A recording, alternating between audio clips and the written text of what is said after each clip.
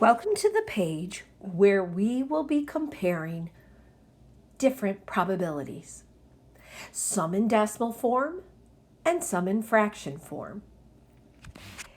Our learning target states, I can determine if an event is highly likely or highly unlikely based on the probability we've been given.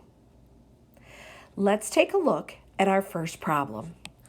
It states in number 1, which number represents the probability that is highly likely?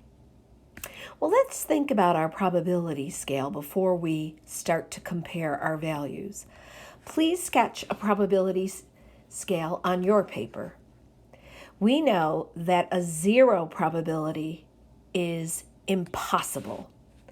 And at the other end of the scale is the number 1.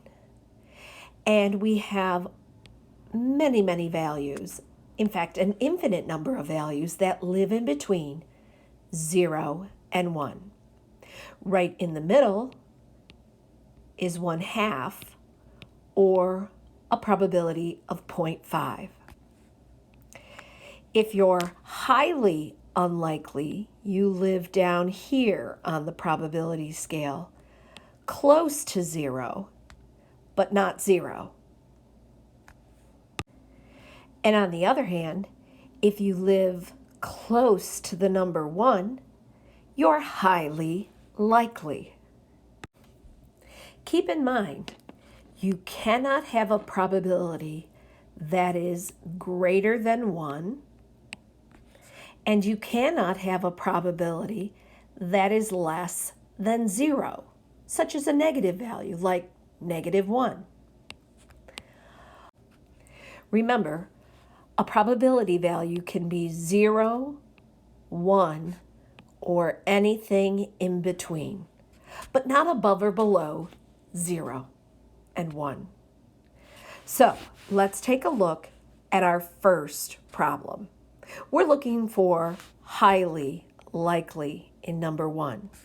If you look at choice A, it's 1.3, which is above 1 about here. We know that is not a potential probability. But the rest of the values, letter B, C, and D, live on the probability scale. Now, in order to make these look more alike for comparison's sake, let's add a 0 and bring letter B, 0.9, out to the hundredths place. Now compare. Which of these has the greatest value? Let's start in the tenths place. 0.9, 9/10. Letter C, 1/10, or letter D, 7/10. Which one is highly likely and lives the highest up on the probability scale? Well, clearly, make your choice. It's letter B. It lives here on the probability scale. Let's take a look at number 2. And again, think about the probability scale. In number 2, it states, which number represents the probability that is highly unlikely? Now we're looking for a value that lives very close to 0. Not below 0, but close to 0. As you look at your choices, check out letter B. We see it's a negative value, and that would live below 0.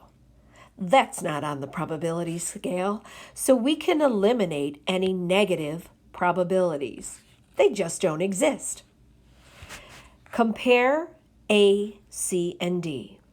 We see that we have 0.9 or 90 hundredths. In letter C, we have 62 hundredths.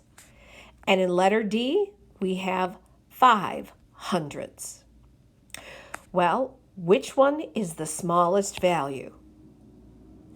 The one that lives down here close to 0 and is highly unlikely is clearly letter D.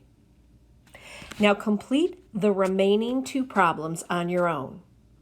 You're going to turn off the video and you're going to convert each one of these to fraction form.